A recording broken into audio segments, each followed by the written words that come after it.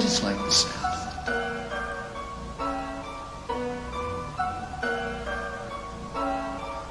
Hold up. Hold up. Hold up. Hold up.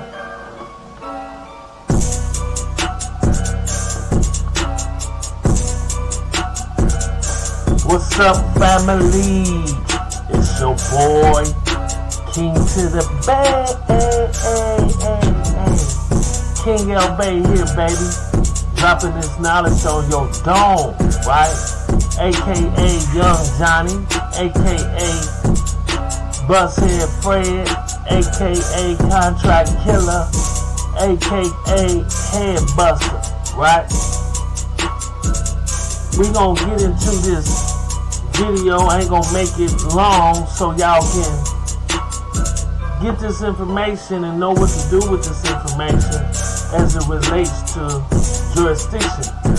And you guys who suffer from child support, I'm gonna put you up on game on some of this information and how we slide into this information, family.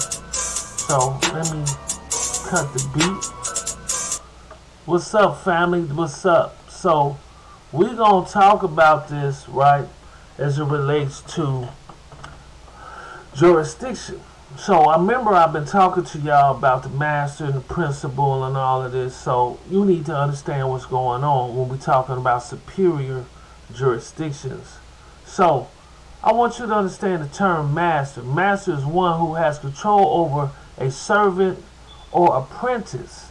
A master stands in relationship to his apprentice in loco parentis and is bound to fulfill the relationship which the law generally enforces. So what is this term loco parentis? The term in loco parentis is Latin for in the place of a parent, refers to the legal responsibility of a person or organization to take on some of the functions and responsibilities of a parent. Originally derived from the English common law, it is applied in two separate areas of law. Okay?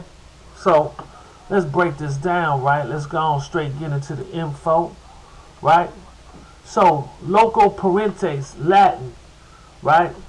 We already read this version of it. So, let's go here where they talk about it in Pennsylvania.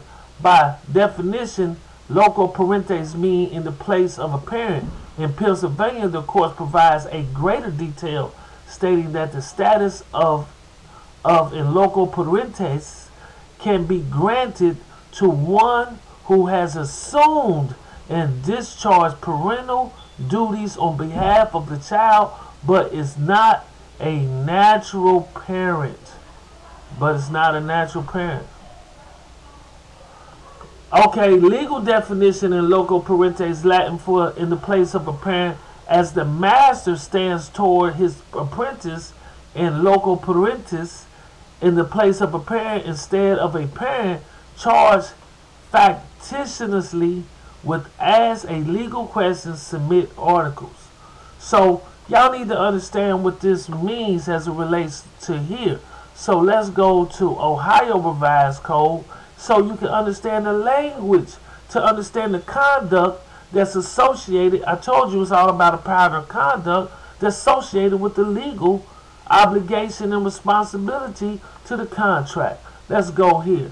Ohio Revised Code 3109.042 provides that an unmarried female who gives birth to a child is the sole residential parent and legal custodian of a child until a court of competent jurisdiction issues an order designating another person as the residential parent and legal custodian.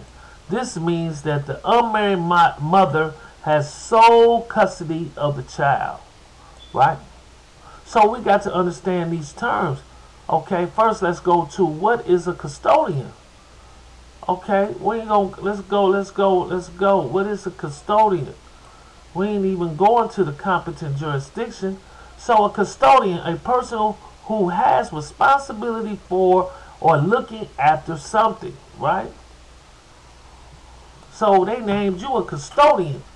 right?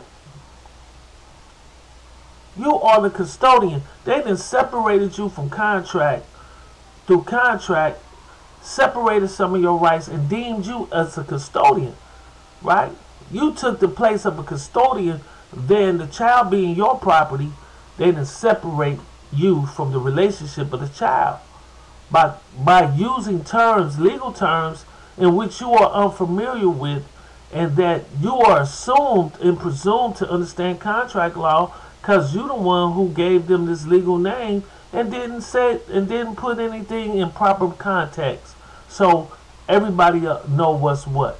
So they're setting the stage and the conduct, and they set the bar on how everything works out. So when you go to court, this is what you're dealing with.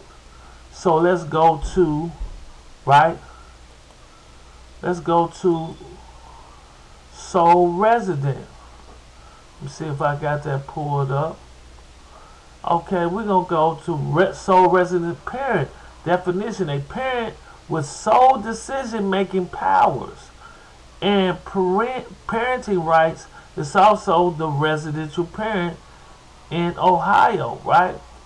So they delegated you sole decision-making powers until they decide that you can't or you unfit. Okay, so let's go to unfit parents. By definition, unfit parent. See, once they decide that you are unfit, by their definition, you done. What do that mean? Unfit parent. Unfit parent. Legal. Let's go to law. Legal. The legal definition of an unfit is when a parent, through their conduct, fails. I told you there's a pattern of conduct always in all this legal stuff. Fails to provide proper guidance, care, or support. Also, if there is abuse, neglect, or substance abuse issues, the parents will be deemed unfit. How hard is it to prove a parent is unfit? Proving a parent is unfit can be difficult, right? So when the state decides that you was unfit, not through contracts and all of this, right? So a lot of y'all, when y'all have babies, y'all not writing out no contract to put certain clauses in your contract determining when each other is unfit and fail to do certain things in enforcing the contract. That ain't what y'all doing. Y'all don't know how to reserve your rights. Y'all don't know how to make these things a security interest in these rights. So y'all don't understand all of this stuff. This is why I say you need the master class. I'm gonna have a master class on child support showing you how to get this stuff and deal with this stuff and get your life right? So let's go back, right? Let's go, right? So in Ohio, right, like they said, Ohio Revised Code Section 3109 0.042 provides that an unmarried female who gives birth to a child is the sole residential parent and legal custodian of a child to a court of competent jurisdiction, right? So let's go to a court with competent jurisdiction. A court of competent jurisdiction means a court with authority to enter an order. A court of competent jurisdiction means a state or tribunal court that otherwise has jurisdiction over the matter, so as long as the parties to dispute to be submitted to the court consent to its exercise of jurisdiction. But if no such court exists, they talk about a federal court. You have the right to go to the federal court. This is where the 14th Amendment comes in, right? This is Troxel versus Granville. Let me give you some stuff from case on this. Let's go to Troxel versus Granville, right? 2000 case, right? Troxel versus Granville. Just give y'all some stuff, right? Talking about an unfit parent. Okay, they use the best interest of the child standard, right? So,